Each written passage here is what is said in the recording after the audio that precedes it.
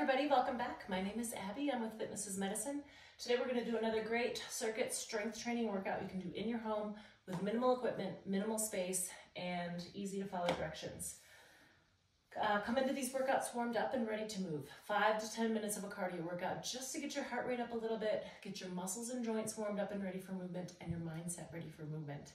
Okay, today you're going to need one set of moderate weight dumbbells, a ball, and that is it. So if you don't have a ball, you can do this first one on the floor, no problem.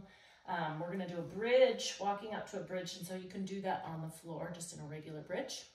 Okay, Baloo, I'm gonna walk out to a bridge. Are you ready? Look out, look out. He's not even concerned. Okay.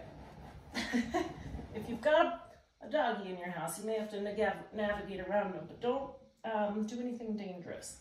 Okay, we're gonna start into a bridge. We're gonna do chest flies. So start with those arms straight. We're gonna let them fall out to the side and bring them straight back overhead.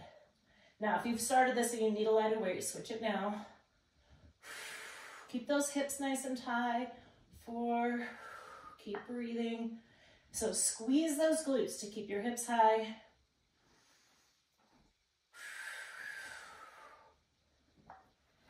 7, good boy. 8, 9, and 10. All right, good. And then bring them back down and walk yourself back up. Okay, good. I'm going to set my dumbbells down right here. I'm going to use one for the next exercise. We're going to do some side lunges. Now, you don't have to use a weight for these. In fact, if this is something new to you, I'd prefer that you don't. The best way to do these, especially if they're new, is to start at your kitchen counter, really close. So like my kitchen counter, my sink would be like right here. Because what you're gonna do is you're gonna reach out to the side into a lunge. Now, if you don't have a weight, you're just lunging over to the side and then back over to the other side. So sitting back is the most important part here, which is where the kitchen sink comes into play. So that you can sit back into your heel.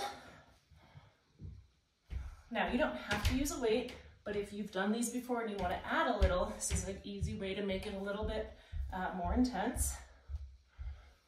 Keeping your back nice and tall, sitting back into that heel. You shouldn't have any knee pain with this. If you do a smaller range of motion, really think about sitting back. So I'm hinging at my hip, sitting back into my heel. This knee is straight. So this bent knee is the one doing the work. That's 7, 3 more on each side. If you're having knee pain and this is hurting, stop and maybe just do some sit to stands instead, or just sitting back into a little squat at the sink. Last one, and rest. Okay, I'm gonna set my weight back down here. Remember when you're setting your weights down and picking them up, to use good form. Bending your knees, sitting your hips back, just like squats. Okay, we're gonna lower down to the floor for some mountain climbers now. So, on your hands and feet. Now, if you can't do these, if your wrists hurt, if getting down on the floor seems daunting, you can do them on the side of your bed with your elbows bent. You can do them on a bench, you can do them on a chair. Just put something soft for your elbows, but the side of your bed works great. Okay, so I'm gonna do these on the floor with my hands. Regardless, you want your elbows or your hands directly beneath your shoulders. So not like way out here, that's hard on your shoulders, and it's much more challenging. So keep them directly beneath those joints. All right, so we're gonna drive one knee forward, nice and slowly, breathing. Now, if you're having a really hard time with this, just hold the plank. So it's a plank with a little added extra. Breathing. 8. 10 and 10. All right, good. Okay, take a minute to stand up. Make sure you use good form. Make sure you're not lightheaded or dizzy after you've been on the floor and you stand up to do another exercise. Okay, I'm gonna pick these dumbbells up again, so pick them up with good form. And we're going to do a slow march with an opposite shoulder press. So this is a shoulder exercise, including a balance exercise. So you want to go, your opposite arm and knee are going to march up nice and slowly. So your core involvement also comes into play here. A little hip stabilization. Breathe.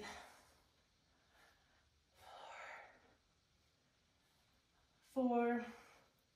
Now, if this is too much, grab a lighter weight.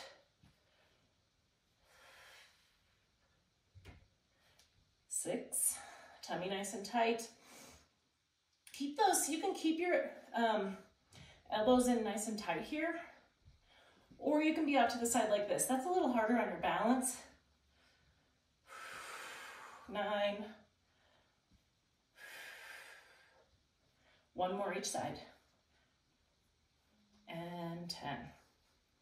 All right, good. Those slow make the shoulder presses a little harder, but also it's really an important balance exercise. Okay, we're gonna lower down to the floor for the last 2.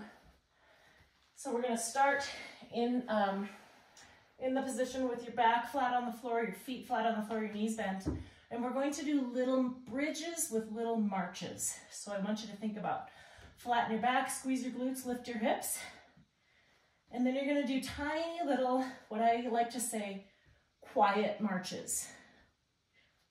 So I'm not, really pounding. Think about maintaining your hip stability here, so you're not rocking over to the sides as you're doing this. Also, your marches aren't big. They're not here. Tiny little quiet marches. You should really be feeling it back here in your glutes. 1 more each side, and rest. All right, good. You can pull those knees into your chest to give you a little stretch if you need it. And we're gonna stay right here for the last exercise. So catch your breath if you need to. We're gonna put one knee up like this, one hand behind your head, and what we're going to do is pull up towards your elbow. So we're getting some oblique exercise here. I'm putting my hand out to the side here just for some stability. You can keep it here,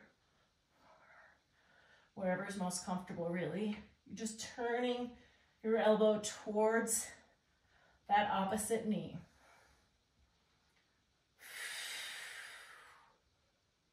7, 8, 9, and 10. Good. Now we're going to switch sides. 1, 2, 3. Good. Keep breathing. I'm moving with my upper torso here. My elbow is the thing doing the reaching. My knees just kind of hanging out.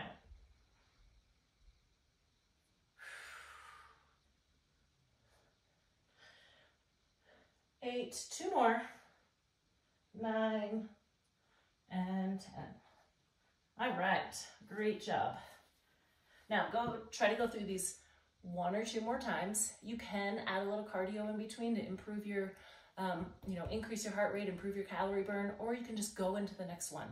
By going and doing them all sequentially, you're keeping your heart rate up a little bit and you're minimizing rest time. So you're doing different muscle groups so you can continue to move while the previous muscle group gets to rest. Okay, remember to follow with a good cool down and stretch. If you have any questions or need any modifications, please feel free to reach out to me privately or leave a message in the comments. And we'll see you next time. Have a great workout, everybody. Thank you.